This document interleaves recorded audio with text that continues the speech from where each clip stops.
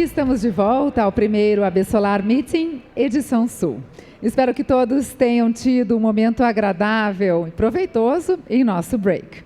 Agradeço novamente a presença de todos presencialmente e também a sua que nos acompanha em casa de forma remota pela plataforma do evento.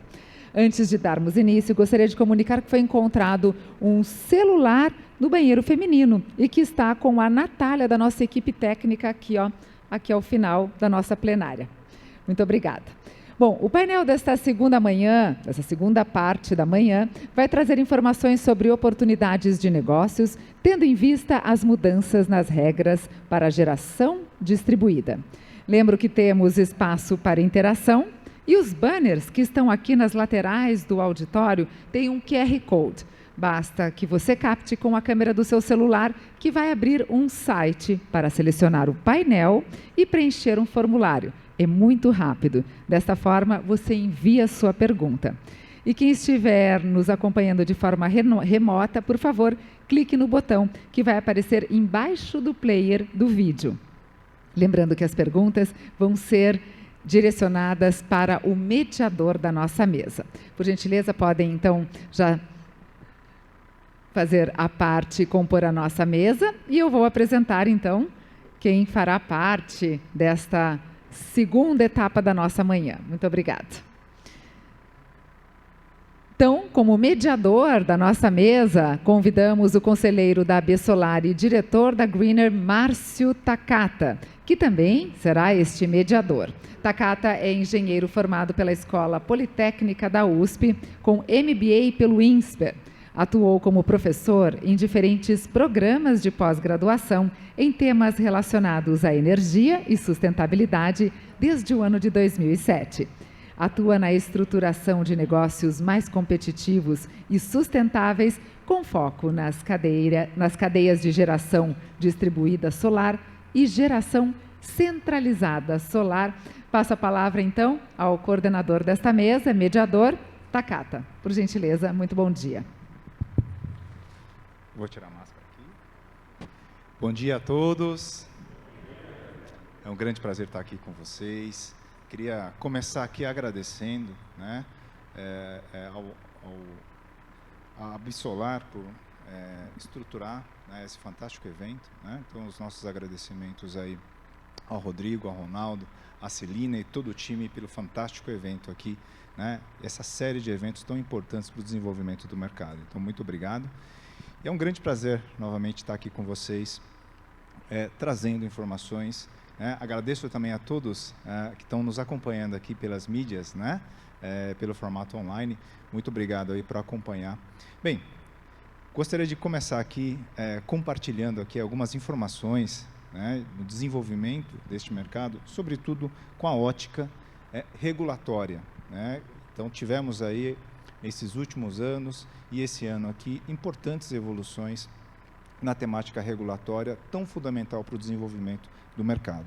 Então, vou compartilhando aqui, primeiro, para quem ainda não conhece também a AB Solar, que tem um papel fundamental, né, promovendo o desenvolvimento, acompanhando o desenvolvimento do setor, né, e sendo aí um ponto de encontro, né, para troca de ideias, né, e elementos para apoiar o desenvolvimento do setor, né, em todos os estados aqui do Brasil. Indo bastante direto aqui à geração distribuída, que é o mercado que a gente acompanha, né, eu particularmente atuo nesse setor desde 2007, né, estamos aqui nesse setor já há 14 anos, acompanhando, né, e trazendo os elementos aqui para contribuir com o desenvolvimento do setor aqui no Brasil. Temos aqui, como a gente pode ver, uma importante evolução dos números, né, e da capacidade instalada de geração distribuída aqui no Brasil, e grande parte desse crescimento pautado na tecnologia solar fotovoltaica, sendo aí, sem dúvida, um elemento fundamental para o desenvolvimento da geração renovável aqui no Brasil. Nós tivemos aqui, sobretudo aí a partir de 2018 e 2019, uma aceleração muito significativa desse crescimento, né? Chegamos aí em 2021, ultrapassando aí o número de 9 gigawatts de capacidade instalada em geração distribuída aqui no Brasil, em grande parte na solar fotovoltaica. E a gente já vê agora nos 2 primeiros do mês já um salto já da ordem de 500 megawatts. Então, uma aceleração muito importante. E é muito importante também estar aqui na região do sul do Brasil, que tem sido aí uma alavanca super importante para esse avanço, como a própria Aliciane teve a oportunidade de compartilhar conosco os números da região sul. Bem, e esse crescimento, né, esse fantástico crescimento que nós tivemos aqui nesses últimos anos, né, agora está pautado com uma importante base regulatória, que em função da evolução aí da PL 5829 de 2019, e esse ano nós tivemos a definição desse importante marco legal. E a ideia aqui é trazer para vocês alguns pontos fundamentais, algumas mudanças significativas que eu vou compartilhar aqui com vocês. Aproveito também, né, para pedir para vocês, para quem tiverem pontos de questionamento, postarem, né, os seus questionamentos através aqui desse QR Code. Para quem também está nos acompanhando de forma online, faço o convite também para postarem aí as perguntas que nós, junto aqui com esse painel, nós trabalharemos aqui para tentar aí, trazer aí a resposta aos principais questionamentos. Bem, nós tivemos aí a sanção presidencial, né, efetivamente da 5829, que se transformou na Lei 14.300, e a sanção ocorreu nesse mês de janeiro, dia 6 de janeiro, então um marco bastante importante, a criação, efetivamente, a publicação dessa lei, né, tão significativa para amparar, para basear e para trazer muito mais segurança, muito mais previsibilidade para o desenvolvimento do setor de geração distribuída aqui no Brasil. Bem, e alguns pontos aí que importantes aí que a gente vai citando aqui, né? Então, por exemplo, a gente teve aí uma aprovação de grande parte, né, de quase a totalidade dos artigos, né, dos elementos que compunham o projeto de lei, com exceção aí de 2 elementos, né, de 2 vetos. E um dos vetos relacionado aqui à questão do parcelamento aí dos empreendimentos de geração flutuante, né, que foi vetado aí, né, e também a questão do financiamento para a utilização aí do REID e outras alternativas de financiamento. Ponto importante, né, na qual nós vemos que haveria aí a possibilidade de deveríamos aí considerar a aprovação dessa cláusula, desse artigo, sobretudo em função já de um alinhamento prévio, né, um forte alinhamento de todos os atores aí do setor energético aqui no Brasil que participaram da elaboração da 14.300. Bem, outro ponto bastante importante aí, né, é o fato de os consumidores que solicitarem e protocolarem a conexão à rede até o dia 7 de janeiro de 2023, né, ou seja, 12 meses após a publicação da lei, a manutenção aí das regras atuais até o ano de 2045. Né? Então, a importante manutenção aí do direito adquirido por um período, né, bastante significativo até o ano de 2045. Então, quem solicitar e protocolar, naturalmente, essa solicitação, né, essa conexão à rede, mantém-se aí as regras atuais. Tá? E um ponto bastante importante também para os empreendedores, né, que estão estruturando aos seus clientes essas instalações, é que essas regras seriam válidas, né, essas condições seriam válidas até o ano de 2045, desde que não haja aí um encerramento do contrato junto à distribuidora de energia, tampouco aí irregularidades no sistema de medição. E importante também, é uma dúvida bastante comum aí, e aí reforço aí o convite para quem tiver pontos aí em relação a isso, para quem, por exemplo, ampliar a instalação nesse ínterim, né, naturalmente as novas regras serão válidas, serão aplicadas àquela parcela de aumento do sistema. Então, ele tem lá um sistema de 5 kW, ele aumenta para 10 kW de consumidor, na prática, aí, os 5 adicionais é que passariam a contar com a nova regra. Bem, e é um ponto também bastante importante, né? E está aí as regras de compensação dos créditos. E a mudança, né, a forte mudança que traz a 14.300, né, talvez a mudança mais importante esteja relacionado a como que ocorrerá a compensação dos créditos de energia no futuro.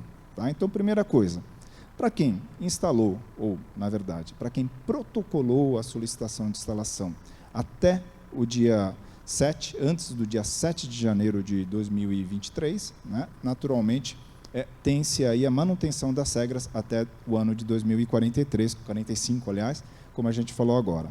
Importante também que, dentro, né, de um dos elementos aí da regra da Lei 14.300, é a definição pelo CNPE, que é o Conselho Nacional de Política Energética, a definição de critérios para valoração dos benefícios da geração distribuída. Tá? E um prazo aí de 18 meses para a definição dessa lei, para a publicação dessa lei, não, desculpa, dessas regras de valoração. Então, o CNPE, e juntamente com a ANEEL, né, definirão os critérios e publicarão esses critérios de valoração da geração distribuída. Pois bem, instalou até 6 de janeiro, dia 7 de janeiro de 2023, regras atuais, regras antigas, até o ano de 2045.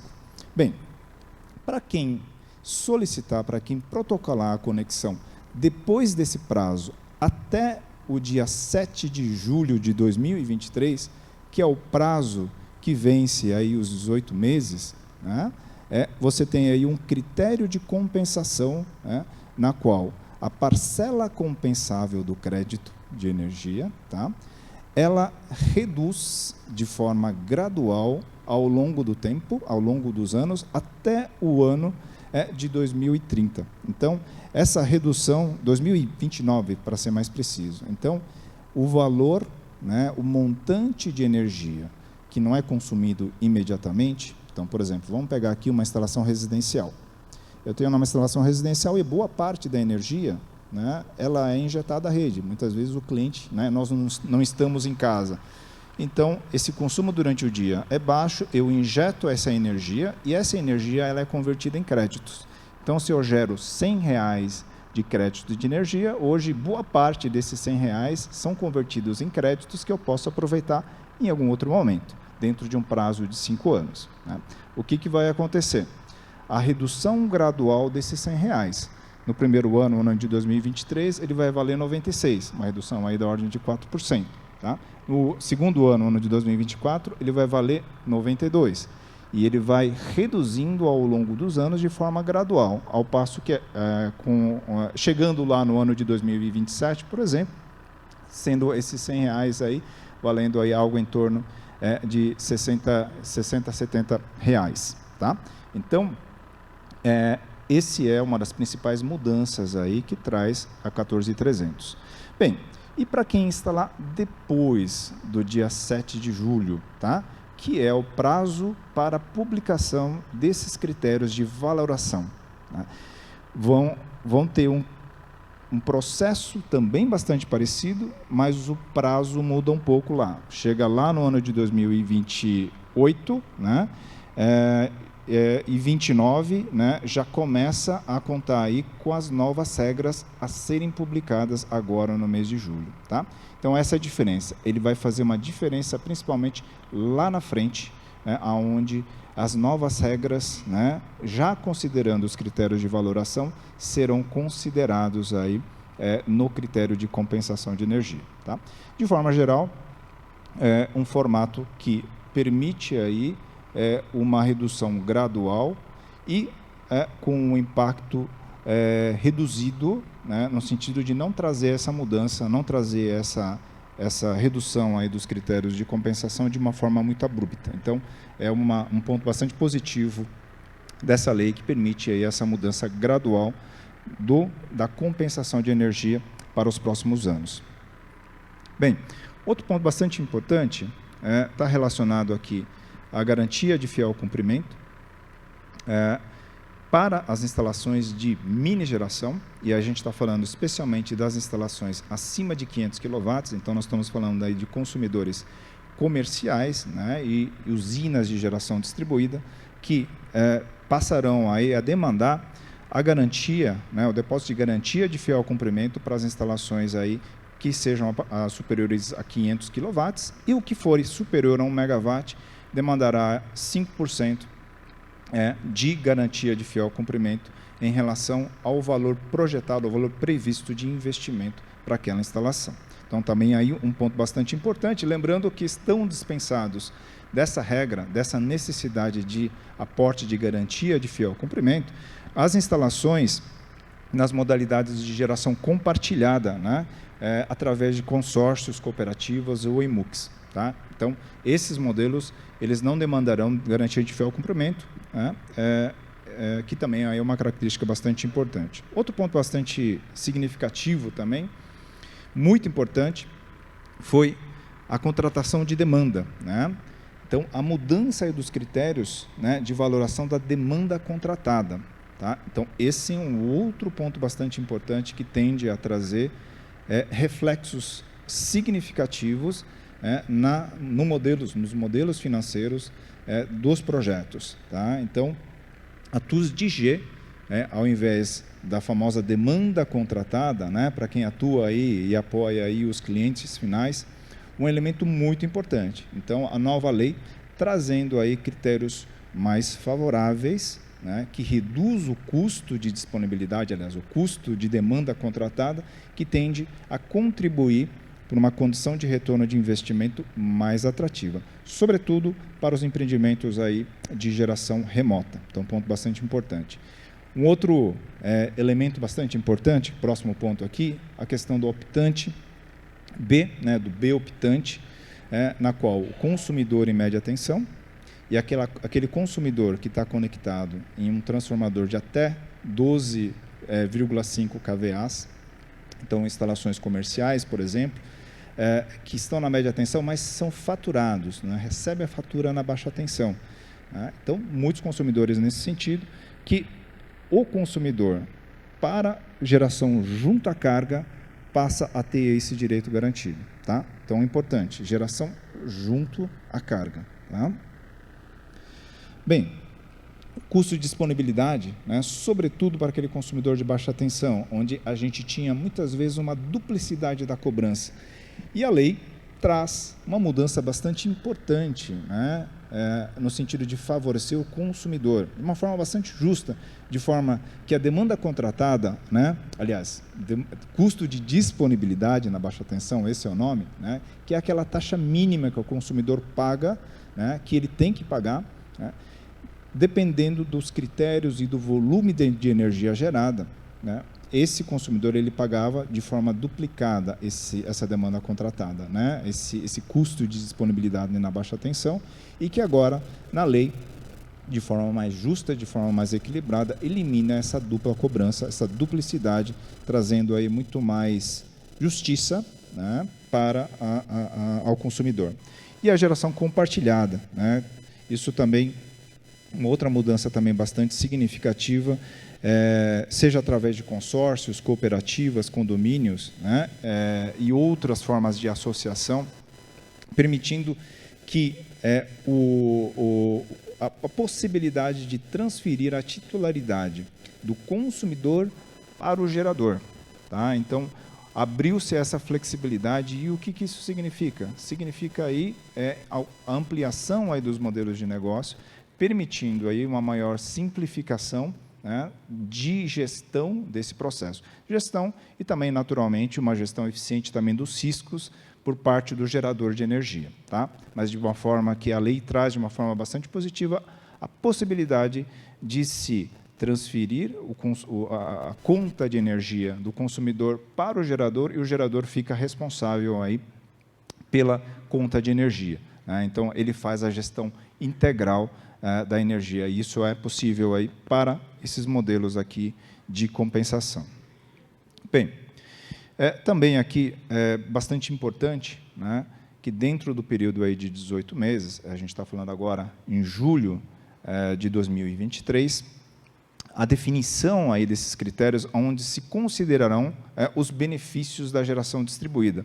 Né? Então, de acordo com os critérios a serem definidos pelo CNPE, pelo Conselho Nacional de Política Energética, né, onde o CNPE ele levará em consideração todos os benefícios da microgeração, da micro e mini geração. Então, nós entendemos isso um ponto muito importante, né, que hoje a microgeração, a mini geração não tem ainda adequadamente valorados todos os benefícios que a geração distribuída traz para o sistema elétrico, né? Então, a questão locacional, por exemplo, o fato de estarmos gerando energia próximo aos pontos de consumo, traz, sem dúvida, um ponto de benefício bastante importante para o sistema elétrico. Então, valorar esses benefícios é um elemento muito importante, assim como a possibilidade de gerar e ampliar a geração renovável, reduzir, por exemplo, a necessidade de acionamento de termoelétricas, outro benefício fundamental, né? Bem como estar próximo aos pontos de carga, aos pontos de consumo, reduzindo as perdas elétricas, e reduzindo aí a necessidade de ampliação do sistema de transmissão e distribuição, também trazendo benefícios muito importantes para o sistema elétrico e que deverão ser aí adequadamente valorados para que a ampliação da geração distribuída no Brasil seja aí pautada em critérios econômicos que incentivem esse crescimento de forma mais justa, né, beneficiando a sociedade. Então, esse é um ponto bastante importante, né, e esses critérios serão definidos ao longo desses próximos meses, né, e sendo publicados aí até o mês de julho de 2023. Então, um ponto bastante importante aí, sobretudo, contabilizando, né, sobretudo, valorando adequadamente os benefícios ambientais, que muitas vezes a gente ainda não os valora adequadamente. Bem, faço aqui também o convite, né, para quem não é associado à Absolar, né, de se juntar a nós, né, nesse trabalho bastante importante de promover o crescimento desse setor tão estratégico para o Brasil. Então, fica aqui o convite para todos aqui a se juntar aqui a nós. Finalizo aqui a minha apresentação, né. Muito obrigado aqui pela oportunidade novamente, né, de estar junto aqui com os nossos colegas aqui de painel. Muito obrigado aqui pela participação. Muito obrigado a vocês e quem está nos acompanhando aí pela internet. Vou deixar. Muito obrigada pela sua apresentação. Takata, lembrando que quem tiver perguntas pode apontar a câmera do celular para o QR Code e para quem está nos assistindo remotamente tem um botãozinho e logo ao final de todas as apresentações será mediado um painel de debates pelo Takata. E neste momento gostaria de passar a palavra à gerente tributária responsável pela América Latina da Canadian Solar, Ana Góes Martinez. Ana é advogada, formada pela Universidade Mackenzie, bacharel em Ciências Contábeis pela Trevisan Escola de Negócios e possui LLM em Tributação Internacional pelo IBDT. Bem-vinda, Ana. Obrigada. Será que está ligado? Está ligado. Tudo bom? Prazer. Acho que, primeiramente, eu queria agradecer em nome da Canadian a oportunidade de estar aqui, de presenciar e participar do evento. Queria agradecer à Absolar, ao Rodrigo, ao Ronaldo e também ao grupo de TechReg, que tem ajudado tanto no tema que eu vou tratar hoje. Obrigada. E acho que o meu tema, já fazendo uma apresentação bastante breve, o Rodrigo mencionou, ainda que brevemente, na introdução de hoje, e eu vim trazer um pouquinho mais de detalhes, porque ele é um tema bastante polêmico, né? A gente teve uma atualização muito positiva aqui no Paraná, mas eu acho que ainda tem bastante dúvidas, né, das empresas do setor com relação ao que está acontecendo, né, especificamente com relação às atualizações de ICMS e IPI trazidas, né, pela resolução 272, que foi publicada no finalzinho de novembro do ano passado. Então, vamos lá. Eu vou trazer um histórico, e eu até peço perdão para quem também já estudou muitas vezes esse assunto, mas eu acho que é legal a gente tentar começar do começo e explicar direitinho o que está acontecendo. Então, em novembro, foi publicada uma atualização do sistema harmonizado, né? E o sistema harmonizado ele sofre uma atualização a cada 5 anos.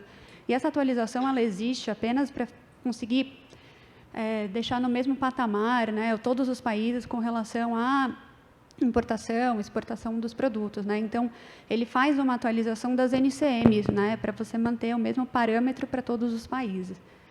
O que aconteceu com essa atualização, né? Ao mesmo tempo, ela teve, de certa forma, um impacto no ICMS e no IPI. Por quê? Quando a gente olha nosso convênio 101 de 97, que é o convênio que concede isenção do ICMS para todas as operações em níveis nacionais, ou seja, importação, operações interestaduais e operações internas. Quando a gente olha, né, o nosso convênio, ele traz quais são especificamente aqueles produtos que são isentos do ICMS nessas operações e traz também o INCM. Quando a gente está falando em questões tributárias, as questões tributárias de isenção, elas não podem ser interpretadas, quer dizer que elas têm que ser analisadas exatamente como elas estão, no pé da letra. E aí fica essa questão, né? Se eu tive uma alteração de algumas NCMs, como vai ficar essa minha questão da isenção do ICMS? Né? Como vocês sabem, como o Rodrigo mencionou mais cedo, a gente teve, de fato, uma atualização dos NCMs para os módulos solares e para os geradores também, tá? De corrente contínua. Eu até trouxe os códigos para facilitar um pouquinho, mas esse é o problema. Então, quando a gente passa a olhar o convênio 101 hoje, ele não tem mais as NCMs novas, né? Ele consta apenas as NCMs antigas. E aí fica uma insegurança jurídica bastante relevante de como vai ser interpretado por cada uma das secretarias estaduais a questão do ICMS em todas as operações. Então, se vocês fazem, né, importações, operações internas, mesmo na aquisição, como que fica isso? É uma insegurança jurídica bastante relevante, né? Quando a gente pensa em tema tributário, a gente tem, né, nesse contexto, o convênio 117, né, de 96, e ele fala que meras alterações, né, com relação às NCMs, elas não deveriam, por si só, significar um aumento, né, de carga tributária. Só que a questão que a gente se faz, eu imagino que vocês estão se fazendo, que foi o que nós da Canadian nos fizemos, e como que isso vai ficar na prática? E na parada de barreira, né? Toda vez que eu faço uma importação, será que eu vou ter algum tipo de restrição? Será que o fiscal aduaneiro vai olhar e vai querer questionar a incidência do ICMS? E nas operações interestaduais e internas, será que o fiscal de cada uma das barreiras vai fazer esse mesmo questionamento, né? Então, eu acho que é uma insegurança jurídica bastante relevante para o setor, e a AB Solar, desde o começo, tem se prontificado, né, e atuado nesse setor, né, nessa questão, e trabalhado bastante politicamente, né, para tentar resolver. Deixa eu passar o meu slide para mostrar para vocês como fica, né, por que essa dúvida ela é tão grande. Esse é o convênio 101 que traz, né, de fato, a isenção do ICMS, e ele lista as NCMs antigas, e essas NCMs elas não existem mais, né? Então essa é a raiz, esse é o começo de toda a nossa dúvida, né? Então, qual foi o trabalho da AB Solar? E nós da Canadian fizemos isso desde o começo junto com a AB Solar, né? Acho que até tentando solucionar o problema para todos, né? Temos tentado falar com o CONFAS, tivemos contato com o secretário do CONFAS, tivemos secretários com diversos secretários estaduais, né? Inclusive do Paraná, mais recentemente, aqui muito positivamente também. Tivemos contato com a Receita Federal, tivemos contato com o CAMEX, tivemos contato com diversos órgãos institucionais, né? Quando a gente conversa com os secretários, o sentimento que fica, né, e o posicionamento é de bastante tranquilidade, de que isso não deveria, de fato, representar, e eles concordam com esse entendimento, que não deveria representar um aumento na carga tributária do ICMS. Mas fica, de fato, a dúvida de como vai ser feito isso na prática, né? Na barreira, no dia a dia, se a gente vai sofrer alguma restrição, a mercadoria vai ser parada. Então, a gente tem essa questão ainda um pouquinho no ar.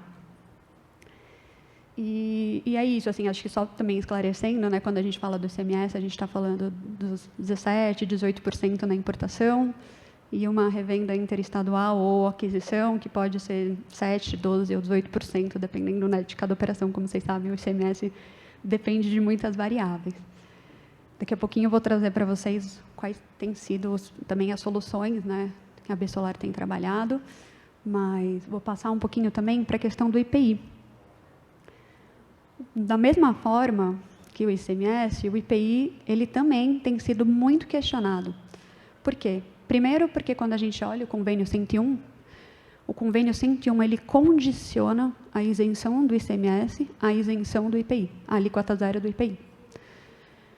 E segundo, porque a nova forma trazida, pelo menos com relação aos módulos, ela foi bastante peculiar para o setor, né? Então, quando você olha primeiro dos geradores, é bastante tranquilo a gente entender que a gente tem uma alíquota zero, assim como era antes, né? Na TIP anterior, com as NCMs anteriores, na nova TIP a gente consegue ter clara essa interpretação de que a alíquota zero ela permanece. Quando a gente passa para a análise dos módulos, fica um pouco a questão. Porque, se vocês olharem, eles tratam ali, na nova NCM, que é a 85414300, ele traz um 10, que não existia antes. A nossa interpretação, né, a AB Solar, Canadian e até de alguns órgãos institucionais, é de que não. A mesma alíquota zero, que era tratada na NCM 85414032, ela tem que ser mantida. Então, se vocês olharem, antes, a gente tinha células fotovoltaicas em módulos ou em painéis, 10. Fotodiodos, 10. Outras, 10. Qual foi a intenção da Receita Federal, né, dada essa modificação da NCM? Foi aglutinar tudo num código e tratar como 10, como era antes. Então, isso não mudou, mas especificamente para os módulos, que são as nossas células solares, eles são tratados e mantidos como zero por meio de uma exceção 01. Apenas esclarecendo, se vocês olharem a lista de correlação da CAMEX, a CAMEX é o órgão que ajudou a fazer essa modificação, né, do sistema harmonizado, ele esclarece que a gente está falando aqui para células fotovoltaicas montadas em módulos ou em painéis. Desculpa. Então, assim, quando a gente olha, também essa dúvida foi esclarecida pela correlação da CAMEX. Tá? Mas o que é esse X? Né? E por que ele tem trazido tanta dúvida? Porque ele não existia antes. E acho que o setor nunca tinha visto essa forma de X01. Tá? Essa forma, ela é, como tributarista, posso, né, também trazer um pouco da minha experiência, ela existe em diversos outros setores, para outros materiais. Ele só é uma forma da Receita Federal, né, das autoridades fiscais, falarem, olha, especificamente para aquele produto, a gente pode manter essa alíquota. Então, assim, não é algo que é questionado, não é algo que é uma dúvida, não é algo incerto, é a forma pela qual a Receita encontra para manter uma alíquota zero. A gente teve uma conversa informal com a Receita Federal, e que, inclusive, foram responsáveis pela publicação da TIP, né? A AB Solar conseguiu essa reunião, vai fazer agora aproximadamente 3 semanas, e eles esclareceram e confirmaram essa incidência desse alíquota zero do IPI. Então, qual tem sido o entendimento? Fiquem tranquilos, vamos manter o IPI zero, e, consequentemente, a gente também consegue manter o ICMS zero, né? Muitas pessoas têm perguntado, questionado, devemos entrar com uma solução de consulta? A orientação é que não. Como vocês sabem, a solução de consulta ela é vinculante para o setor inteiro, e a forma com a qual você escreve, às vezes, a solução de consulta pode abrir uma margem para uma interpretação negativa. Não porque a Receita Federal entende de outra forma, mas, às vezes, é só pela forma que a gente conduz a pergunta. Então, a orientação da AB Solar, né, e nós da Canadian, é de que não vamos fazer uma consulta, vamos aceitar essa orientação informal que a gente teve, né, e até fomos aconselhados pelos assessores legais também. E de que assim, né, a gente conseguiria também tratar da questão do ICMS.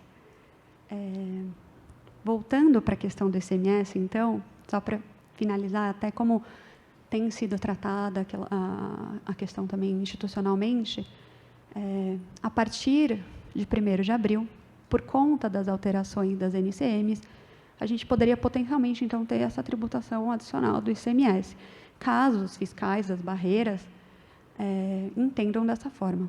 Eu quero deixar claro que não é que automaticamente o ICMS vai passar a ser tributado.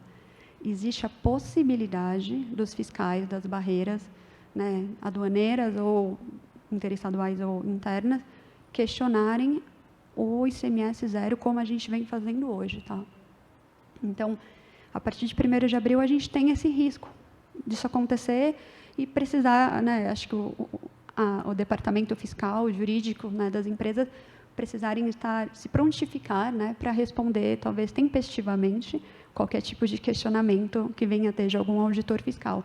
Ou até, se receber algum auto de infração, saber que existem argumentos para defender isso. Tá? Preventivamente, existem algumas outras medidas. Né? Como eu falei, a gente tem tido essa conversa institucional, ela está encaminhada, mas a atualização do convênio CONFAS 101, ela ainda não foi feita. E existe a expectativa que ela não aconteça antes de 1º de abril. Tá? Isso não deve ser visto como um alarme, né? Não é algo alarmante, mas é algo preocupante, que a gente precisa monitorar, eu diria dessa forma. A Besolar tem trabalhado também, né, a gente tem ajudado com uma medida preventiva, que iria ajudar, né, durante esse período em que a gente está descoberto, vamos dizer assim, até a nova publicação do convênio CONFAS e internalização de cada uma das secretarias dos estados dessa regulamentação. Então, só para trazer para vocês, né, a Besolar tem trabalhado muito nisso, o grupo do TecReg todos os dias, né, se preocupando com essa questão. Como eu falei, as medidas institucionais e políticas, então, foram as conversas com o CONFAS, com as secretarias, mas também tem a medida coletiva. Né? A Besolar está propondo entrar com um mandado de segurança coletivos, que se aplicariam para todos os associados da Besolar. Essa medida está sendo feita em parceria com os associados. Tá? Então, é legal contar com a colaboração de todos, quanto mais melhor, porque conseguimos ter uma abrangência maior de estados, né?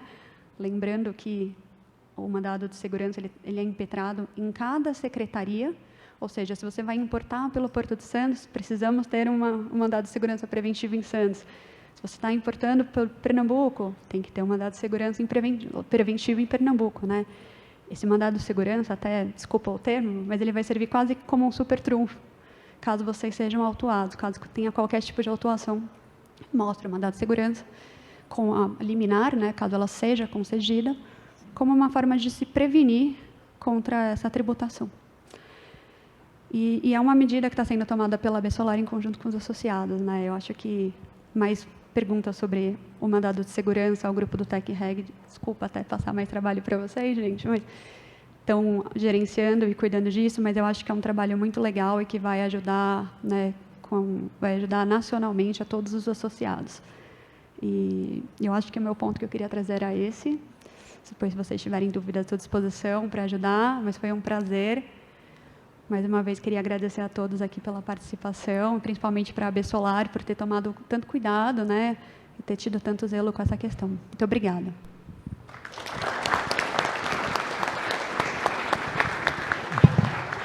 Agradecemos a sua fala, Ana. E, neste momento, gostaríamos de passar a palavra ao CEO da Pietà Tech, Rômulo Roque Pietà. Rômulo é engenheiro eletricista, formado pela Universidade Federal de Santa Catarina.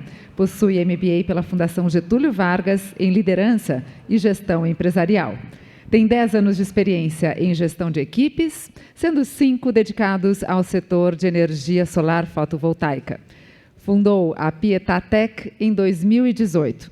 Participou de feiras e eventos do setor fotovoltaico, apresentando o modelo de negócio e as soluções desenvolvidas pela equipe Pietà Tech. Seja muito bem-vindo, Rômulo. Obrigado. Olá, pessoal, bom dia. Primeiramente, obrigado a Besolar pelo convite, a mesa aqui, aos colegas. A gente vai passar hoje aqui um tópico que ele não é uma novidade, mas é uma tendência. Depende do ponto de vista, mas eu acho que ele ainda é uma tendência, mas uma tendência de curtíssimo prazo, que são microredes. A Pietà Tech, eu não vou me estender devido ao curto prazo, mas quem quiser pesquisar, acesse o nosso site. A gente tem soluções de engenharia e software para distribuidores e integradores fotovoltaicos. Tá?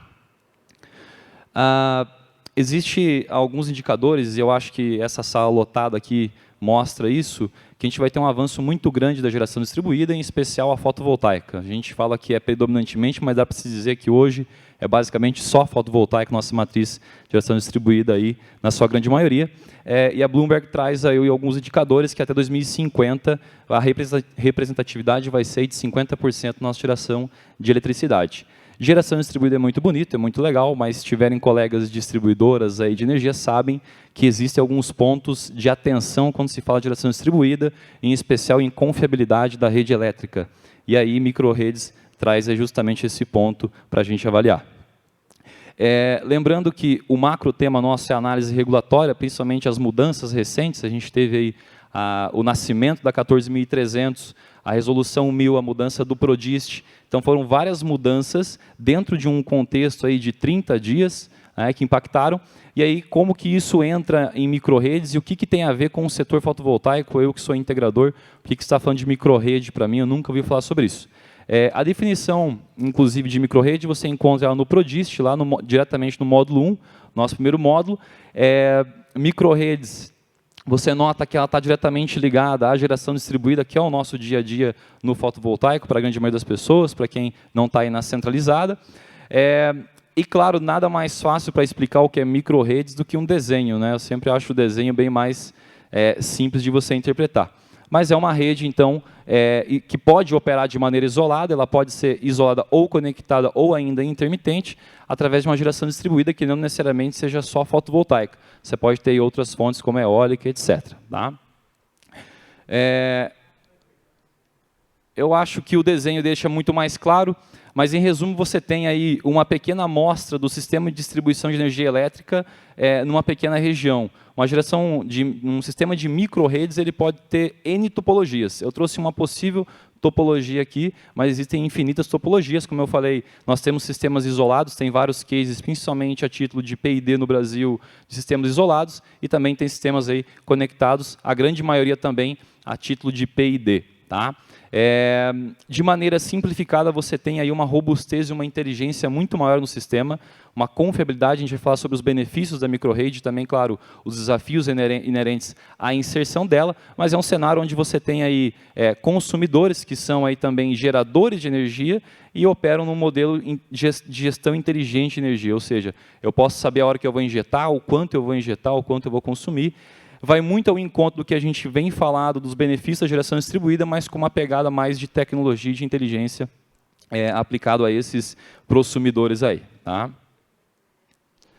Alguns dos benefícios que a gente traz, o primeiro deles, você tem um fornecimento bem mais estável ou muito mais seguro da rede, principalmente para quem está dentro da microrede, uma vez que em casos de queda ou alguma perturbação, você pode se isolar do sistema elétrico e operar nessa mini ilha aí, que hoje é uma coisa que a gente não pode fazer, né? Ficar ilhado no sistema fotovoltaico, seria quase aí um sistema híbrido dentro do nosso sistema de geração distribuída convencional. Redução no custo, você tem aí uma diminuição nas perdas técnicas, uma grande quantidade de energia perdida durante a transmissão de energia, em especial por efeito Joule, etc., nas linhas de alta tensão. Com uma geração centralizada, em especial uma geração centralizada com inteligência junto, você consegue ter um controle dessas perdas e ter bem menos perdas, já que o consumidor vai estar muito mais próximo aí da geração. Tá? Também você diminui os custos de investimento de linhas de transmissão, que hoje são uma barreira aí no nosso sistema elétrico, principalmente num sistema tão grande interligado nacional como a gente tem aí no Brasil.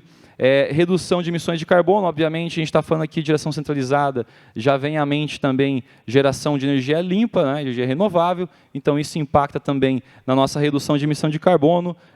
Foi comentado hoje aqui também sobre as usinas termoelétricas, você também tem um retardo na hora de ligar essa usina, se é que você precisa ligar essa usina termoelétrica. Ano passado a gente teve uma demonstração do quanto isso impacta na nossa conta de energia, mas além de doer no bolso, também doeu no meio ambiente, o tanto de termoelétrica, inclusive termoelétricas que estavam aí algumas décadas ativadas, tiveram que ser reativadas devido à seca aí que a gente teve em algumas usinas. Os sistemas, como eu comentei, podem operar de maneira isolada ou conectada ou ainda intermitente. Eu posso optar por fazer uma desconexão. Nota que isso me coloca também um risco de proteção desse sistema. Eu tenho que trabalhar fortemente no meu sistema de proteção e conexão com a distribuidora. A gente vai falar também sobre regulação. Microredes ainda não tem uma regulação no Brasil, mas tem algumas IECs internacionais, umas normas internacionais, que estão sendo utilizadas como base para criar aí as nossas regras. Existe também a Associação Brasileira de Microredes, que vem trabalhando forte nisso. Tá? E serviços ancilares ou serviços auxiliares, você acaba ajudando a rede, então a distribuidora tem um auxílio, principalmente em controle de tensão, ajuste de frequência e até mesmo em controle de reativos, energia reativa na rede elétrica da distribuidora através de microredes. E a vantagem é que está previsto já na 14300 você ser remunerado por esses serviços ancilares que você presta à distribuidora. Então, você pode passar a receber por esse serviço. É interessante que microredes, assim como geração distribuída, vem muito ao encontro dos 3 Ds, tanto falado aí na nossa energia elétrica. O primeiro D da descarbonização, o segundo deles da digitalização e a descentralização. Nota que com microredes eu tenho basicamente esses 3 itens. Dentro de geração distribuída convencional, como a gente vem fazendo hoje, eu noto pouca ou pouquíssima digitalização. A gente continua tendo um sistema não muito smart, não muito inteligente.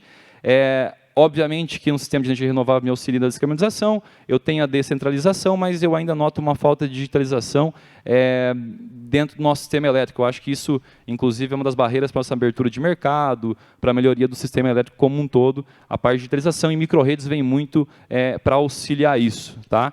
A Pieta, a gente atua basicamente, como eu comentei, na parte de engenharia e software, e em 2021 a gente comprou uma startup de P&D de hardware também, para trabalhar nessas frentes de hardware, principalmente para microredes e sistemas de smart grid. Um ponto interessante são os desafios. Então, obviamente, eu tenho vários benefícios, porque a gente não aplica amanhã, né, não sai vendendo amanhã sistemas de microrede, instalando isso aí nos meus clientes.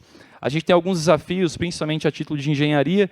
Tem bastante projeto aqui, inclusive na Federal do Paraná, relacionado a isso. A Copel tem vários projetos de P&D em relação a sistemas, principalmente microredes CC, que é um desafio, mas tem diversos benefícios. Você tem menos perdas na conversão, né? Geralmente você converte aí CC para CA, depois CA para CC. Se você pudesse diretamente enviar de CC para CC, corrente contínua, perdão, pessoal, de corrente contínua para corrente contínua, você teria aí menos perdas. O tamanho dessa perda e o custo disso é muito estudado, tem vários artigos aí na internet tratando. Mas acho que o principal desafio não seria nem o técnico, nós temos primeiro um desafio econômico de implantação, sendo puxado primeiramente pelas baterias. Vocês sabem que quando eu falo de fotovoltaica, para eu poder ficar isolado, eu preciso ter um sistema de armazenamento, e isso hoje ainda tem um custo pouco viável, ou quase nenhum viável, principalmente para grandes usinas. Tá? Claro que você tem alguns benefícios na bateria, que é o backup, etc., mas a título de retorno, né, a Aliciane fala que nem tudo é retorno, mas em geral você tem que olhar o retorno, né, Aliciane? Então é importante você ter uma noção que baterias ainda não estão tão atrativas assim para o cliente quando ele olha o payback e o retorno do investimento. E aí, claro, como eu comentei, você tem custos adicionais de hardware, de software, para operar todo esse sistema. Ele precisa ter um sistema de inteligência, de gestão. Recomendo também vocês olharem sobre usinas virtuais, coloquei no final aqui como recomendação, mas para eu fazer isso tudo ter sentido, eu tenho que ter um sistema de inteligência e gestão, e aí, obviamente, tem um custo extra de equipamentos aqui para você operar essa microrede. Os desafios regulatórios, a gente tem 2. Ao meu ver, o primeiro deles são as microredes em si. Você tem uma EC internacional, mas ainda não temos uma norma. Até o momento que eu fiz a pesquisa, mas a gente não tinha essas normas, ainda está sendo batido. Acho que pode sair a qualquer momento aí, alguma atualização, principalmente advinda da Associação Brasileira de Microredes. Mas nós estamos também na iminência de ter algo de baterias. Hoje de manhã, acho que foi o Rodrigo comentou também, e isso foi já sinalizado para a gente, que pode estar chegando, e aí agora a gente vincula microredes com micro e mini geração distribuída, mais precisamente a 14300. Tá? Já na 14300, então, a gente teve uma citação aí de uma possível operação com armazenamento para usinas fotovoltaicas. Não foi regulado ainda isso, mas foi sinalizado, foi dado o start para uma possível regulação aí nos próximos meses ou ano, quem pode adivinhar aí. Tá? Eu acho que não demora muito para que a gente tenha, a pressão do mercado é muito grande, e a necessidade também de operação com baterias é grande, aí, visto a gente tem locais remotos, tem problema de queda, né? A gente tem FIC e DIC muito alto em algumas regiões, e a bateria poderia ajudar muito, aí, principalmente em qualidade de energia no Brasil. Tá? E aí, claro, a gente também tem algumas questões relacionadas a sistemas híbridos, né, com baterias, que também a gente vem buscando a regulação já há algum tempo. Acredito também em um curtíssimo prazo a gente tenha isso regulado, e aí a gente, tendo um sistema uma norma que me regule sistemas híbridos e baterias, eu tenho já um caminho muito galgado aí para microredes no Brasil. Tá? Alguns pontos importantes que a gente percebe e como que isso tem a ver com microredes, né? Basicamente, se você olhar o que eu vou colocar aqui, são microredes. Tá? A gente tem algumas coisas batendo na porta, a primeira delas, como eu comentei, é armazenamento, veículos elétricos, que vão demandar muita energia, mas principalmente muita rede no Brasil. Né? O veículo elétrico ele tem uma demanda muito alta de energia, ele precisa de muita energia para movimentar, e além da produção, a gente vai ter que se preocupar também com a rede elétrica, se ela vai suportar esse crescimento. E quando eu falo em crescimento é porque, segundo a Associação Brasileira de Veículos Elétricos, o crescimento foi muito acima do esperado. O que já era bom para eles foi muito acima do esperado. E como eu comentei também, sistemas de controle de carga, de receber e injetar energia nessa rede elétrica aí. Tá? Você vai ter também mais liberdade, a gente já vive isso, né? A geração própria e também a abertura gradual do mercado que vai acontecer nos próximos anos. Isso vai impactar fortemente nessa opção desse modelo de negócio que você vai trabalhar de microredes. Para consumidores de baixa tensão, a gente traz poucos pontos ainda de benefício, né? Como eu comentei, o payback para pequenos consumidores ainda não é muito atrativo, mas você tem aí, obviamente, a questão do controle de backup e também o controle de injeção, principalmente após a mudança da valoração dos créditos, você vai poder controlar quanto que você injeta ou não para a rede. Então, ao invés de injetar, você pode fazer o armazenamento, e aí o payback começa a fazer um pouquinho de sentido, né? A análise desse retorno, visto que você deixando na bateria, você não deixa nada para distribuidor, então essa conta aí vai começar a ter um ponto de encontro muito interessante. Tá? Principalmente a partir do ano que vem, baterias vão entrar aí no teu Excel para fazer a análise de retorno do cliente, principalmente usinas remotas. Tá? Consumidores de média tensão, aí eu já tenho outras análises que eu posso fazer utilizando as baterias aí. Né? Como eu comentei, a gestão de consumo e backup é uma coisa já pautado há algum tempo, mas principalmente a redução de demanda, onde eu consigo também controlar o meu pico de injeção, ou seja, eu evito que o meu inversor vá até a potência máxima de injeção, eu desvio essa energia para minha bateria, para o meu banco de baterias, e com isso eu consigo trabalhar com uma demanda menor. Isso aqui indo ao encontro também da ideia da TUS de G, você tem uma redução considerável no custo do cliente, visto que vários clientes grupo A, vocês devem já ter feito dimensionamento, viram que o custo da demanda contratada inviabiliza ou deixa muito mais cara a operação do cliente. E geralmente um cliente industrial, quando você vai instalar um sistema fotovoltaico, você tem que solicitar um aumento de demanda, porque a demanda contratada dele não é suficiente. Isso é muito comum aí, a gente vê no dia a dia. Tá? E por último, como comentei, os serviços ancilares, que agora aparecem já aí na 14300 como possivelmente valorados pela distribuidora, ou seja, você vai passar a receber pelo serviço que você presta, que a tua rede presta aí para a distribuidora de energia. O principal ponto deles, regulação de tensão e frequência, e também controle de reativos. Tá? Para quem quiser bater uma foto com à vontade. Então, esse seria a síntese de microredes. Vai muito na ideia, para quem está acompanhando as lives que a gente tem feito sobre esses assuntos, vai muito ao encontro de baterias, porque, em geral, eu vejo que a microrede associada ao fotovoltaico, ela depende, obviamente, da bateria, e tendo aí uma abertura de uma regulação, tanto para a bateria quanto para microredes, a gente chega num cenário muito interessante de modernização do nosso setor elétrico como um todo. Tá? E aí, por último, deixa um insight aqui, o tempo ele é curto, sobre usinas virtuais, que também vai muito na ideia de microredes. Tá? Basicamente, a gestão dessas microredes. Então, usinas virtuais eu deixo como ideia para vocês pesquisarem, darem uma olhada sobre o assunto. E uma última sugestão também, a gente tem feito aí uma série de lives na Pieta, a Pieta junto com a Bárbara Rubim, em relação às mudanças normativas. A ideia inicial era falar sobre a 14300, e aí muita coisa acabou mudando. A gente fez uma série de 6, está fazendo uma série de 6 encontros, o próximo é dia 20/3, Aqui no QR Code você consegue fazer a inscrição. Eles não estão ficando gravados, mas você consegue acompanhar os novos encontros e também, em breve, você consegue acessar todos os encontros gravados, tá? No final do 6º encontro. Então, mais uma vez, como o tempo é curto, a gente tem aqui mais de 15 horas de conteúdo já sobre essas mudanças em detalhes, então eu deixo o convite para todos conhecerem. Fechou, pessoal? Muito obrigado, agradeço a atenção de todos e um ótimo dia.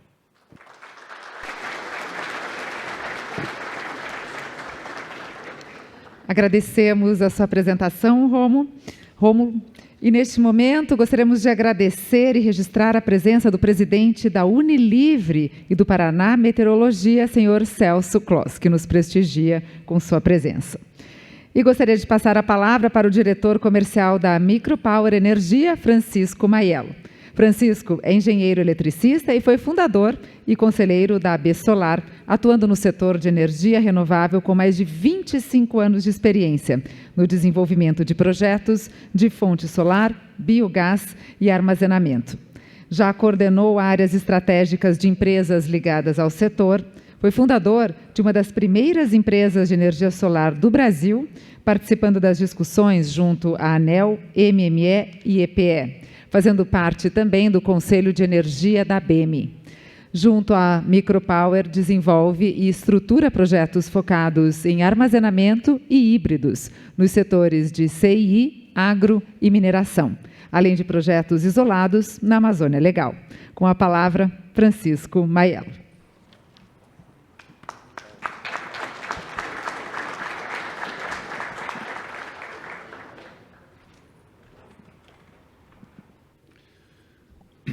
Bom dia, pessoal.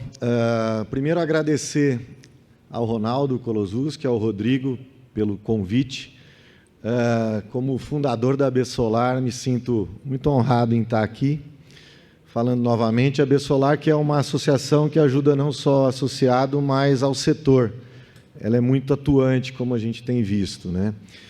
E eu comecei muito lá atrás, o Rômulo comentou, mas comecei trabalhando com microrredes em 2009, 2010. Era o que existia de mercado solar no Brasil. Participei de algumas microrredes na Amazônia, na época. E, obviamente, depois, um mercado muito restrito até esse momento, fundei uma das primeiras empresas. Tive o prazer de, talvez, ter participado, talvez, a primeira usina de 1 mega do Brasil. Foi feita no interior de São Paulo, muito desafio. Tivemos que desenvolver estrutura, cabo, caixas, tudo. O Brasil ainda não tinha nada e a gente passou por essa etapa. E agora retornando recentemente, como estruturando a área comercial da Micropower, que é uma empresa focada em Storage as a Service, que está voltando, né, como o Rômulo comentou. E hoje existe esse foco, né? Então, comecei com armazenamento e solar, e hoje voltando a estruturar esse setor. E eu vou comentar um pouco aqui de como é que eu enxergo o armazenamento para os próximos anos, tá? Isso aqui é uma figura que talvez todo mundo já esteja cansado de ver, né? É a estrutura tradicional de todo o sistema elétrico, né? Desde a geração, transmissão e distribuição. E a gente tem migrado para isso daqui muito rapidamente, que é uma fonte mais descentralizada, distribuída e renovável. E aqui a gente começa a enxergar novos agentes, né?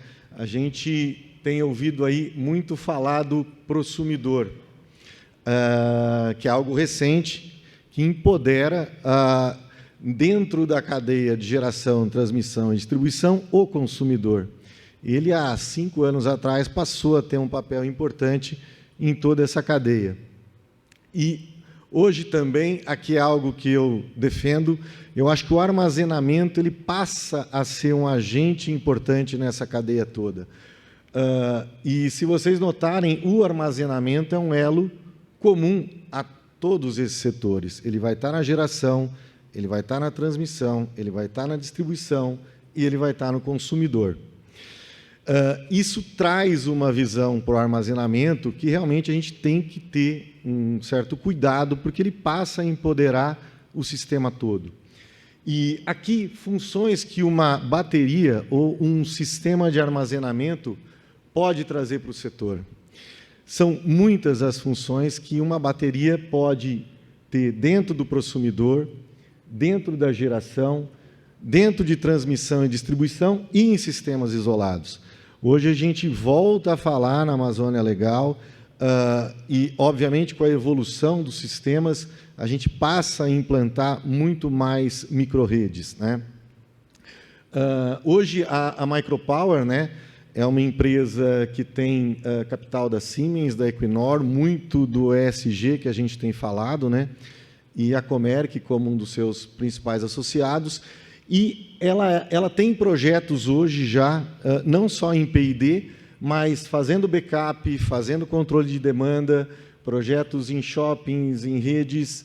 E hoje a Micropower também é um channel partner Tesla. A maior parte desses projetos utiliza baterias da Tesla e, obviamente, a gente usa todo tipo de armazenamento, mas o foco da Micropower é no storage como serviço. Então, a gente homologa e, obviamente, a gente cuida desses projetos, né? Aqui uma microrrede, talvez hoje, esse é um P&D, a gente faz parte, talvez a maior microrrede do Brasil, ela está sendo comissionada, tá? É uma microrrede que tem 1 mega de bateria e 250 kW de solar, se não me engano, para uma comunidade com 200 ou 300 habitantes, né? Então, isso começa a ser uma tendência e a ter uma utilização cada vez maior. Agora eu vou fazer um pouco de um exercício de como o armazenamento, eu enxergo, ele pode começar a impactar. A gente viu aquela evolução do mercado, né? De como ele está migrando de uma matriz totalmente centralizada para uma matriz descentralizada. E aqui eu trago uma notícia, né?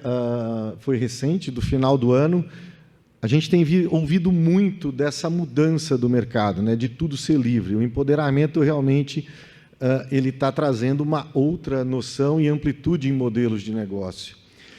E o que pode acontecer quando esse mercado se tornar inteiramente livre, né? A gente aqui fala quando eu comecei era 2030, caiu para 2027, não me surpreenderia se em 2025 tivéssemos surpresas, né? Mas isso aqui é uma questão interessante que eu separei, né? Dentro do mercado livre, essa barreira caindo para os 500 kW, a gente coloca de clientes possíveis, basicamente, mais 11 milhões e meio de clientes que podem acessar um mercado que vai ter N maneiras de ser tratado, tanto contratualmente como em fontes. E isso traz, obviamente, novos modelos de negócio. Hoje a gente fala em GD, mercado livre, autoprodutor, eficiência energética, cogeração. Isso qualquer um que está aqui hoje tem o poder de fazer. E isso a gente está falando de 7, 8 anos para cá. Outro ponto importante é essa mudança de regulamentação, que traz, obviamente, alguns desafios, mas traz também muita liberdade para o setor. Então, muita regra está entrando no mercado e, obviamente, que traz uma complexidade para o setor e também para o consumidor. É interessante a gente notar que isso foi citado, quando você começa a entrar em consumidores comerciais e industriais, eles não têm, normalmente, uma sofisticação do setor de energia. Você tem o dono e, obviamente, você tratar de um mercado tão complexo passa a ser muito mais complicado. Aqui um pouco de números, né, dessa possibilidade de migração de clientes, né? Então, é um mercado que vem crescendo. E aqui eu coloco um ponto importante, né? Não é mais ter a energia mais barata. O mais barato passa a ter uma referência em energia competitiva. Esse é um conceito que eu começo a trazer. Quando você coloca na mão do consumidor, principalmente um comércio e uma indústria, energia hoje talvez seja o terceiro, a quarta despesa maior dentro dessas empresas. E aí eu tenho que não só ter uma energia que eu entendo que é barata, mas ela tem que ser competitiva. Eu tenho N possibilidades de trabalhar essa energia hoje. Então, eu costumo dizer, é um direito de escolha, mas é uma responsabilidade aqui decidir. Ela vai impactar o seu negócio. E aqui eu vou fazer uma simulação, tá? Aqui eu tenho a Micropower como um desses 11 milhões de clientes, que é um comércio, uma pequena indústria, que até então tinha isso. Há 7 anos atrás, ele não precisava pensar em nada. Ele e os seus concorrentes tinham a distribuidora de energia. Há alguns anos para cá, de uns 7 anos, da entrada do Mercado Livre, o gerador diesel passa a ter um papel para fazer horário de ponta. E, mais recentemente, o solar. Há 5 anos a gente começou a falar de solar. E isso está no poder desse agente, desse cliente, desse consumidor. Hoje ele não depende mais só da distribuidora. E, além do solar, do gerador, o gás natural está se expandindo enormemente. Waste to energy, quer dizer, tudo isso daqui que eu estou comentando é da porta para dentro. Hoje, na sua empresa, você pode olhar tudo isso. O solar trouxe isso. O solar descomplicou o setor, trouxe novas regras, porém, ele também está trazendo essas oportunidades. E isso daqui é o que eu chamo de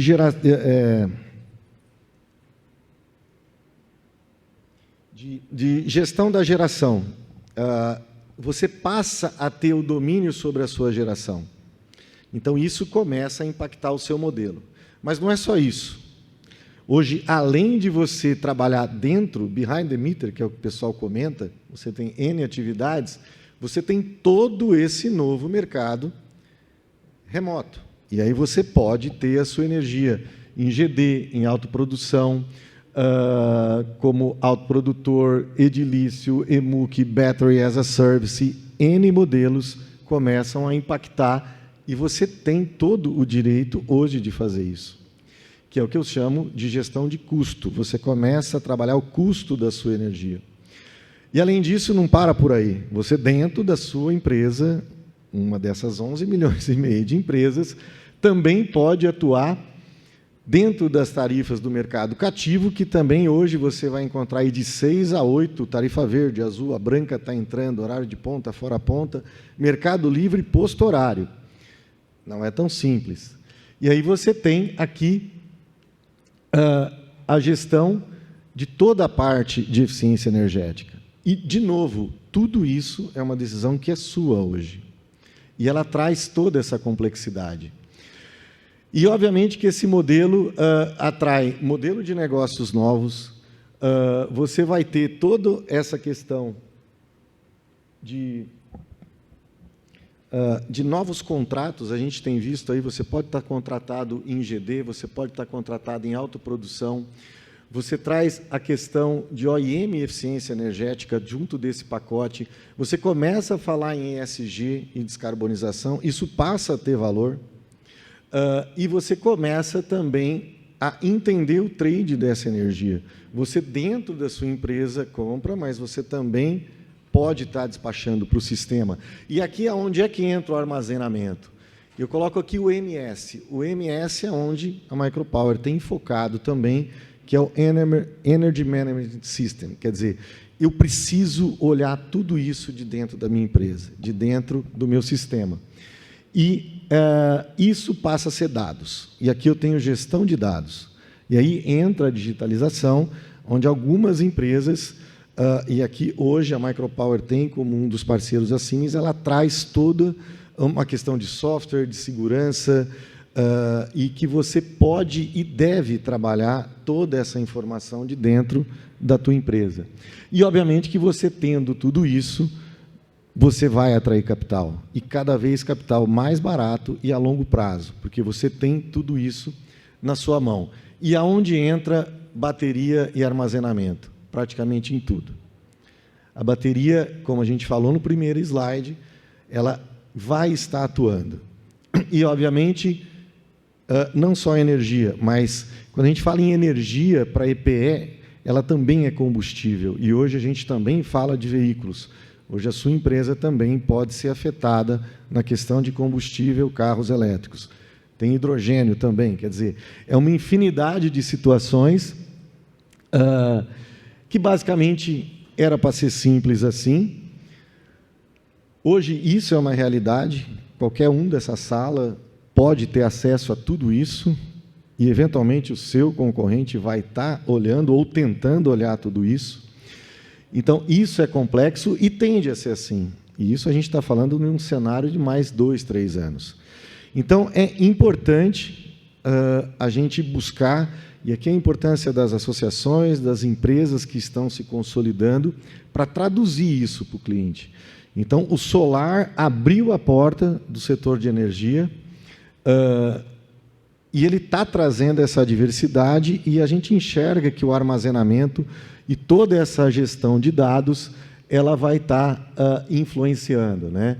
Então, inovações e tecnologias capacitam o consumidor, então todo mundo começa a ter esse direito, obviamente, de atuar.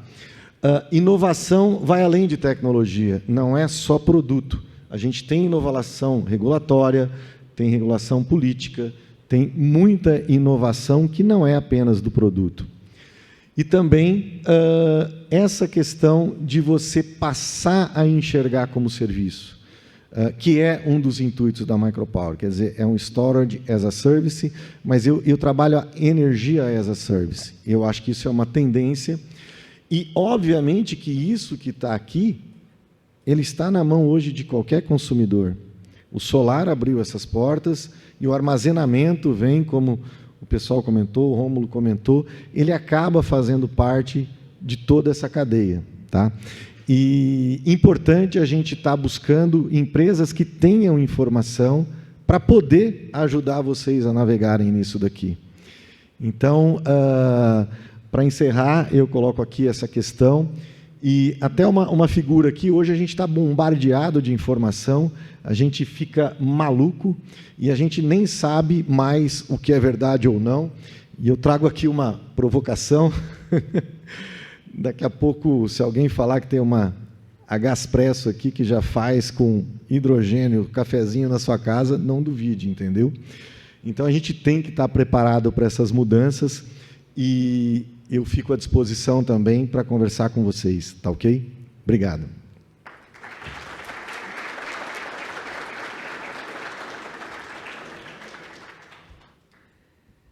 Agradecemos a sua participação, Francisco. E antes de darmos início ao nosso debate, vamos assistir aos vídeos dos nossos parceiros, por gentileza. A gente começou com um site, na verdade, em 2013 a gente fundou a plataforma. Em 2014 a gente lançou o site no ar e a gente começou com o conceito de gerar lead. A gente passou por gerador de lead, por certificador de empresa, por mapa, onde a gente ranqueava os melhores instaladores do Brasil. A gente ajudou a criar um financiamento desse processo todo. A gente criou um marketplace e com isso ajudou a capilarizar a distribuição dos equipamentos de energia solar no Brasil. E no início de 2020, um pouquinho antes da pandemia, a gente começou a testar modelos específicos de venda de equipamento para os clientes finais. E dentre esses modelos todos, a gente chegou no modelo de franquia. E agora, em 2021, a gente soltou o projeto piloto que está dando muito certo.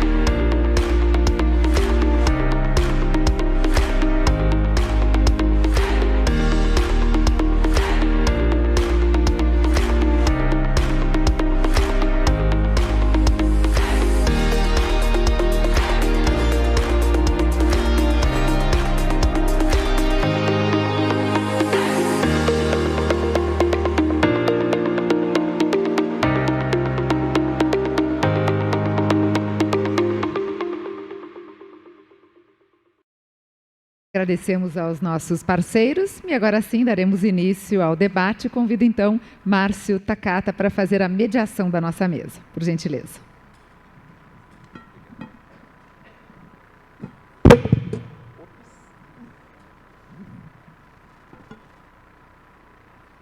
Agora sim. Bem, queria agradecer aqui a fantástica apresentação de vocês, trazendo aí informações muito importantes, né, para o desenvolvimento do setor. E eu queria aqui começar a fazer uma pergunta para a Ana, né, Ana, trazendo um tema tão estratégico, né, para a evolução do setor, que é a questão tributária. Então, a criação, né, desses novos NCMs para equipamentos fotovoltaicos traz aí um ponto importante de atenção, como você compartilhou com a gente, né? Que tem aí impactos no ICMS e também no IPI. O que você pode trazer para a gente em relação a possíveis reflexos práticos que isso pode trazer para o nosso mercado? Obrigada. Dá para ouvir? Obrigada, Márcio. Acho que foi um bom ponto que você colocou, né? Até fazendo uma pequena recapitulação do que eu falei. Teve uma substituição das NCMs, então as NCMs antigas elas deixaram de existir e passaram-se a criar novas NCMs. Por conta disso, né, elas vão passar a valer a partir de abril. E aí a gente começa a ver, como eu falei, alguns pequenos exemplos, né? E os impactos práticos, eles podem ser dos menores aos maiores e vão depender de inúmeras variáveis, né? Mas se a gente pensar em pequenos impactos, uma possível tributação do ICMS, a gente pode ter paradas em barreiras, como eu falei. Vou dar um exemplo da Canadian, né? Todo mês a gente já sofre, mesmo com a existência do convênio 101, 3, 4 processos, 4 fiscalizações em que eu já sou questionada por que eu estou tributando meu ICMS a zero? Por que os meus módulos não são sujeitos ao ICMS? Onde isso acontece, né? Às vezes, muito pouco na importação, mas acontece mais em operações interestaduais, né? Vem aquele fiscal que fica naquela barreira no interior de algum estado e me questiona, porque não necessariamente ele sabe sobre o setor fotovoltaico, quais são as nossas especificidades, né? E eu sofro as autuações, e as autuações são valores expressivos, né? Então, dependendo de onde eu estou comercializando, eu posso chegar até 12% de carga tributária. Né, claro que isso em operações interestaduais. E eu já tenho essas autuações. E, às vezes, eu não tenho tempo hábil de falar com o fiscal e desconsiderar um auto de infração, né? Então, eu tenho aí, na verdade, a abertura de um contencioso tributário em que eu tenho que acionar o meu jurídico. Se eu não tenho jurídico, eu tenho que acionar um assessor externo. E isso podem levar a diversos autos de infrações. Então, assim, o primeiro aspecto prático que eu vejo é paradas em barreiras, restrições, né, atrasos em obras, atraso para a entrega das mercadorias. Eu vejo, se a gente estiver falando de um caso de importação, às vezes um pagamento de demurrage, armazenamento, um aumento de um contencioso tributário. Então, por exemplo, a gente às vezes tem 80 processos de desembaraços aduaneiros por mês. Imagina se eu sofrer 80 autuações. Quantos processos eu vou ter, né? Então, a parte prática, né? Se eu tiver que entrar com processo, eu vou ter que pagar multa, eu vou ter que depositar o valor, né, em juízo, então eu posso ter um impacto de caixa também, não só pelo pagamento da armazenagem, demurrage, liberação de mercadoria, mas esse meu ICMS vai ficar depositado, será que eu vou reaver ele no futuro? Então, assim, os aspectos práticos, eles podem impactar muito, né? E infelizmente, é uma questão aí de bastante insegurança, né, nesse próximo período. Acho que, por isso que é importante a gente monitorar com bastante cautela, e o trabalho da AB Solar, que a gente tem ajudado bastante, está sendo bastante importante. Perfeito. Opa. Obrigado, Ana. Obrigado por compartilhar essa visão aí prática dos possíveis efeitos. Bem, a gente tem pouquíssimo tempo, na verdade. Queria agradecer aí quem enviou as perguntas, mas eu queria compartilhar aqui uma dúvida aqui com o Rômulo, né, Rômulo? Pergunta enviada aqui pelo Tiago, da Pratos Energia, mas também, de certa forma, também enviada também pelo José Carlos e por outras empresas aqui que têm aí contribuído com essas perguntas.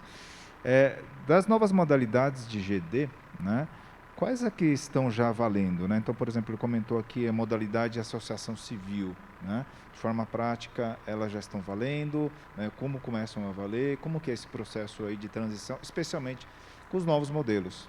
Você pode compartilhar conosco a sua visão? Claro. Como que é o nome da pessoa? Foram várias pessoas? Tiago Pereira, da Platos, né? E também temos aqui o Alex também, que também traz uma pergunta também relativa à questão do início da TUSD-G como elemento de custo da demanda. Então, vamos lá. TUSD-G, com novas regras de economia de... Ok. Eu acho que uma das principais dúvidas, né, em relação principalmente a 14300, são quanto aos gatilhos ou prazos de início de cada coisa. e, de fato, não é tão simples de entender numa primeira olhada. Em relação aos modelos novos de compensação, eles já teoricamente estão valendo, né? Existem algumas regras que algumas distribuidoras já estão aplicando, outras não, elas têm que se adaptar, principalmente na questão dos créditos de energia, onde você tem aí uma mudança, onde não é mais apenas pelo percentual, mas também pode optar pela prioridade que você quer distribuir esses créditos. Só que a 14300 também trouxe um período aí de 6 meses para as distribuidoras se adaptarem a algumas regras, tá? E algumas distribuidoras estão utilizando esse prazo para se reorganizar ou, enfim, para começar a adotar. Mas, teoricamente, as novas regras de compensação já estão valendo. Tá? Não da valoração dos créditos, tá, pessoal? Que é outro gatilho que a gente está falando lá a partir de 2023, tá? De janeiro de 2023. Em relação à TUS de G, a TUS de G ela vai passar a vigorar na revisão tarifária, né? Isso impacta muito na viabilidade de negócios. Então, quando você for olhar para um cliente que ele é grupo A, que ele paga demanda contratada, você tem que olhar qual que é a data de revisão tarifária da sua distribuidora. Porque, para quem talvez não está antenado, a gente está falando de custo de demanda contratada, onde você paga hoje TUS de C, e aí vai passar a pagar, se você optar por TUS de G, a depender do sistema, principalmente sistemas remotos, você tem um custo aí reduzido em 50% até do teu custo com demanda contratada. Então, é um negócio que impacta muito na viabilidade de um sistema. Só que a data de entrada em vigor dessa TUS de G vai depender da revisão tarifária aí do seu estado, tá? Então, isso vai ser por estado, por distribuidora, e você tem que ficar antenado. Existem alguns canais, não queria fazer merchan de novo, mas falando novamente das lives que a gente tem feito, a gente tem disponibilizado alguns materiais na Oficina do Conhecimento, e lá a gente deixa também disponível os prazos de mudança. Teve algumas que mudaram há 3 meses, que vão mudar só daqui 4, 5 anos. Daqui 4 anos vai ter uma nova revisão, não é um reajuste, mas é uma revisão, né? Não é anual. Então, daqui 4 anos você vai ter uma nova revisão tarifária. O que isso impacta? Você vai colocar para o teu cliente que ele vai ter uma TUS de G agora, e na verdade vai ter daqui 3 ou 4 anos. Então, é bem importante você ver qual é o estado que você trabalha e quando que vai ser a mudança da revisão tarifária. Eu respondi todas, eram 2, né? TUS de G e os novos modelos, né? Isso. Perfeito? Acho que era isso. Perfeito, Rômulo. Obrigado aí pela pontuação, pela resposta. Como a gente tem realmente um tempo curtíssimo aqui, a gente extrapolou. Infelizmente tem tanta coisa interessante para compartilhar aqui, mas eu queria compartilhar aqui e pedir aqui do Francisco a visão dele, né? Frente às mudanças regulatórias que estamos vivendo, né? E considerando aí todas as novas possibilidades de modelos de negócios que o armazenamento e as novas tecnologias trazem, o que você entende, né, na sua visão, de que serão aí boas oportunidades? O que vem primeiro, né? Qual que é aquele fruto baixo que vai estar na árvore para a gente buscar logo em termos de oportunidades, modelos de negócio? Qual que é a sua visão? Oi, Márcio.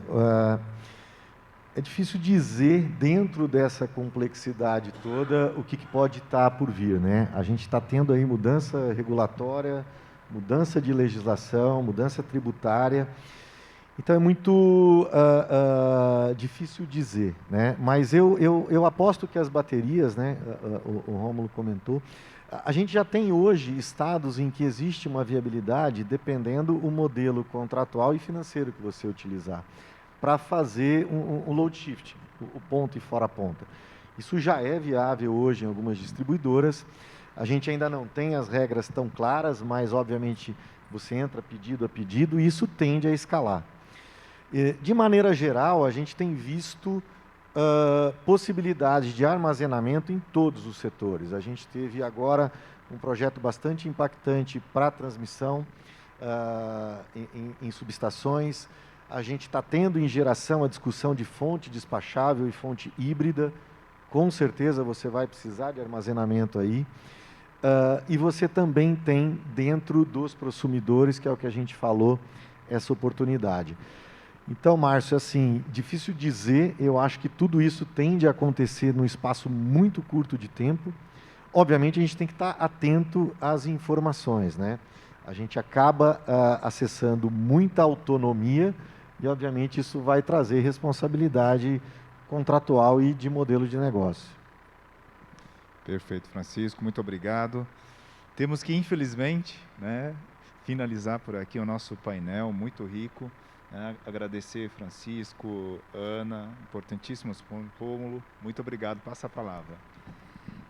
Agradeço a participação neste primeiro painel. E agora vamos fazer uma pausa para o almoço e retornaremos pontualmente às 14 horas para o nosso segundo painel, que vai falar sobre as oportunidades de financiamento para energia solar. Convidamos a todos que estão aqui de forma presencial a visitarem o nosso espaço de exposição, que fica aqui no salão ao lado. E a você que nos acompanha de forma remota, pode acessar o espaço virtual e conhecer mais sobre produtos, serviços para energia solar. Lembramos que tem vários restaurantes aqui na região que servem almoço por quilo ou almoço à la carte. E aproveitem, para você que não é de Curitiba, aproveite para conhecer a Rua 24 Horas, que é um dos nossos pontos turísticos e que está justo aqui ao lado do hotel. Nos vemos então pontualmente às 14 horas. Excelente almoço a todos.